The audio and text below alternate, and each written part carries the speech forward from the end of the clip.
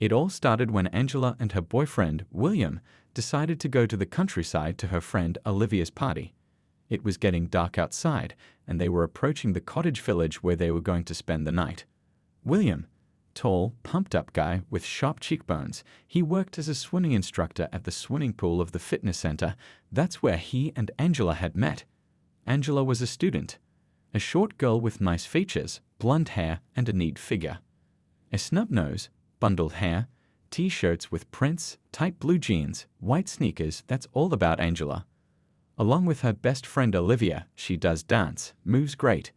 Her best friend is Olivia, tall, thin girl with long dark hair.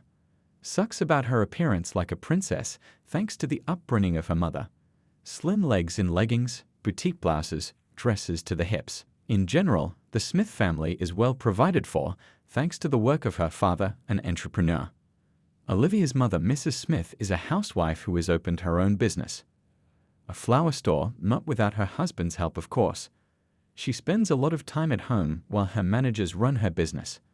Mrs. Smith has always been quite a cheerful woman with lots of girlfriends and perhaps even lovers.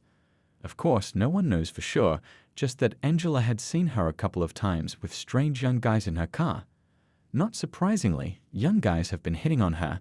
At 42, she looks quite attractive, thanks in part to constant trips to beauty salons, tanning salons, and other places that women have taken advantage of in an attempt to preserve their youthfulness. If Mrs. Smith and Olivia walk side by side, a stranger looking at them from behind is likely to take them for friends. Mrs. Smith's form, though slightly more plump than her daughter's, is still quite youthful and trim.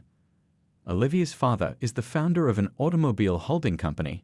He is a broad-shouldered lump with a round face, a bald head, and a thick black mustache. Unlike Mrs. Smith, he is rarely at home, and understandably so, the workaholic. Angela and her boyfriend were on their way to the Levine family's country house. The father of the family had gone on a long business trip, and Olivia's mother, being a very understanding person, helped her organize a big party for her daughter. And then the story begins. Angela could not remember the end of the party with the cute guys from the student rugby team. She remembered several half-empty bottles of tequila on the coffee table, how she took a bath with her friend, how she came to the party with her boyfriend William, and introduced him to her friend Olivia and her mother Mrs. Smith. Then the girls from the economics department and 8 guys from the student rugby team came.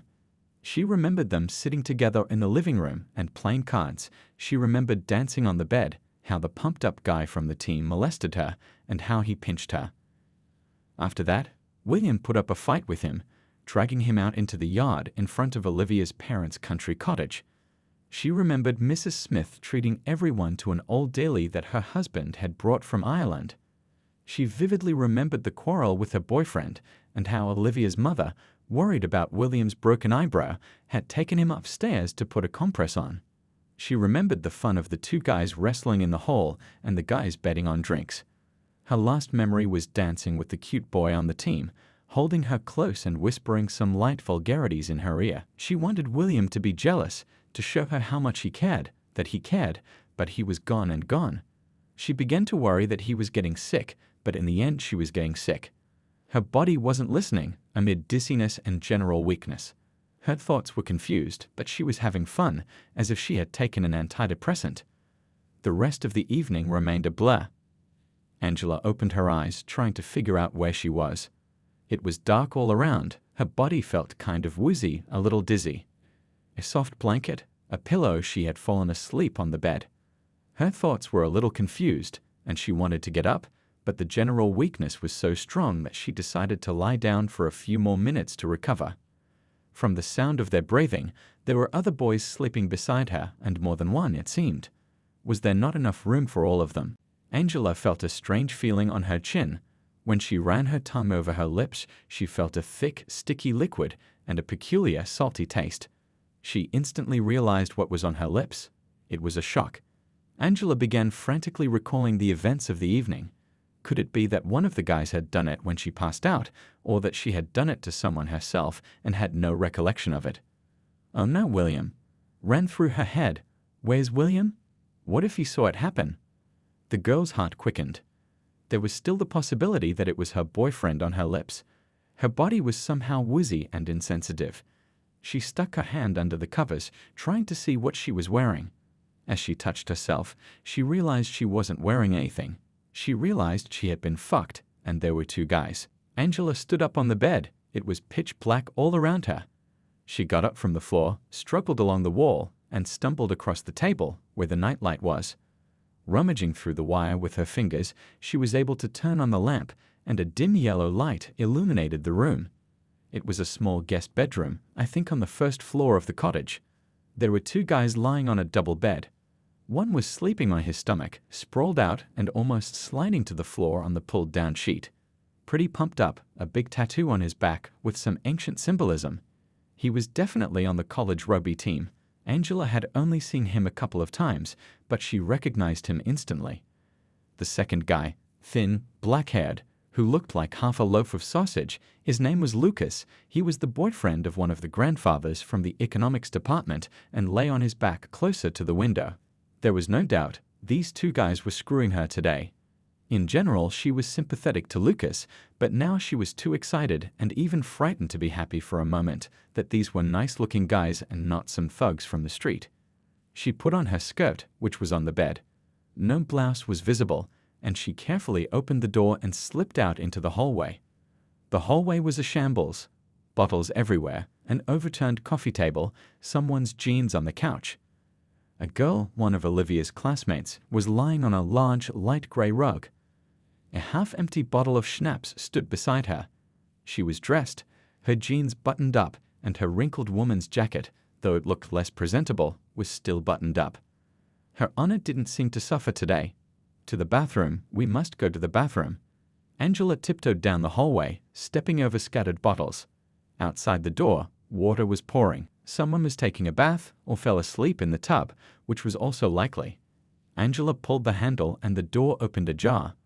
Through the little crack, she saw something crazy. In the bathroom, near the sink, Olivia was kneeling. Her lipstick was smeared and her makeup was slightly smeared. Above her stood a young, lean guy in an unbuttoned blue shirt and with his jeans down to his ankles, and he was doing his thing. Olivia clearly didn't mind all this and looked at him with amorous eyes, gasping for air. Behind him, in the bathroom, there was another guy of medium build, short haircut, standing under the jets of water, peering at the fun of the couple. Eventually, the blonde guy pinned Olivia against the wall and just started moving his hips. The girl closed her eyes, quietly accepting him. Suddenly, he saw Angela standing outside the door, peeking in on their games. "Hey, hi," the guy said, waving his hand to get her inside. "Come on in, we're having fun." He didn't seem at all concerned about getting caught. Olivia took a step away from the door. "Don't be afraid, come in." "I saw you with Tolia and Lucas, did it go well?" He smiled, he seemed to be completely sober. "Nightmare, Angela took hold of her head. "I'll go." Her head was still spinning, her thoughts continued to muddle. "What are you doing?" He raised his eyebrows in surprise. "It's been 2 hours since we slept together here. You didn't leave with the confused pranks, so why are you being modest?" Angela stared at him in horror. "Have you had too much to drink? Don't you remember how you were fucked by Lucas, Oliver, and Liam?" "What?" Angela covered her mouth with her hands, horrified by what she had heard. "You're really something." The guy grinned. "Really, don't you remember? We played cards for wishes in the living room. You lost, and they wished you to please Liam. They hinted at a massage or something, and you made it even nicer. He didn't particularly resist, of course, but you were the initiator." "No." Angela covered her face with her hands. For a second, she wanted to fall to the ground. She didn't want to believe it. "You're lying." "I couldn't have done that." Angela's cheeks blushed. She was horrified by this story. "So you did it." The blonde man threw up his hands. Olivia took a breath and listened to the conversation, looking at the frightened Angela. She wiped her lips with her palm and said, "It's true, Angel, you made him feel good." Then in the living room on the couch.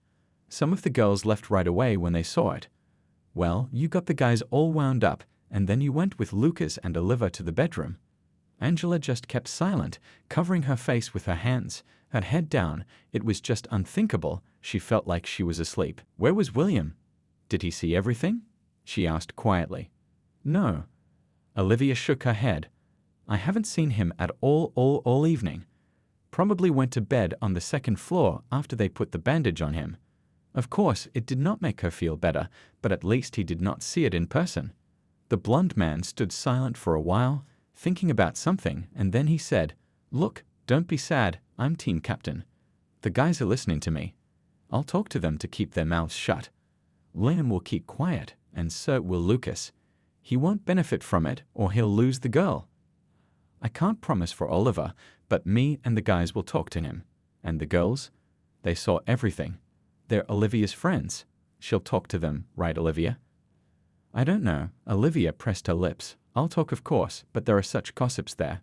In a pinch they'll whisper, and there'll be new gossip, but my close friends won't tell anyone." "Thank you." Angela looked hopefully at the guys. She still could not believe that she could do such a thing. "What is your name?" "My name is Elijah. I keep my word." "I keep my word." "I'll talk to everyone, and I hope no one will crack." "Thank you." Angela nodded. "Have you seen William?" "I want to know where he is." "Don't you dare tell him yourself." Max frowned. "He's too big." "You've got him." "I saw him with Mrs. Smith on the second floor when she went to put a compress on him." Olivia got up from her knees and turned on the water to wash her face. "Look in the bedrooms upstairs. He must be there. We lock the bedrooms from guests. If anything, the keys are in the locker in the hallway on the top shelf." Angela washed her face and somehow cleaned herself up and went out into the long hallway. Taking the keys from the nightstand, she went in search of her boyfriend, sincerely hoping that he was sleeping peacefully on the second floor and would never know about what happened today in this house. Walking through the living room, she climbed the wooden, creaking stairs to the second floor. The door was closed. Apparently, Mrs. Smith decided to lock herself away from noisy students. Picking up the right key, Angela entered the second tier of the cottage. At the end of the gloomy corridor, a light was burning, which oozed out from under the closed door. Angela tiptoed to the entrance to Mrs. Smith's bedroom. From there came quiet, indecipherable sounds. The girl took a deep breath and quietly opened the door. In a large, bright room, on a wide bed, on his stomach lay a naked William, handcuffed, chained to a metal headboard. Angela saw Mrs. Smith, who was leaning over William, standing behind him. Angela covered her mouth with her hands in horror at the sight of this. The woman suddenly turned her head and saw Angela standing at the door. She froze, looking at the girl anxiously. Everything inside Angela was pounding. She turned around and walked quickly down the corridor to the exit. Mrs. Smith did not catch up with her. The girl went downstairs, took her bag from the room where the two boys were lying and left, just left quietly. In her relationship with William, it was over. It said only one thing: always stay away from unreliable people and booze. That's the story. Share in the comments. What do you think about this situation and the behavior of the characters? And thanks for listening to the story to the end. Don't forget to subscribe to the channel. Have a nice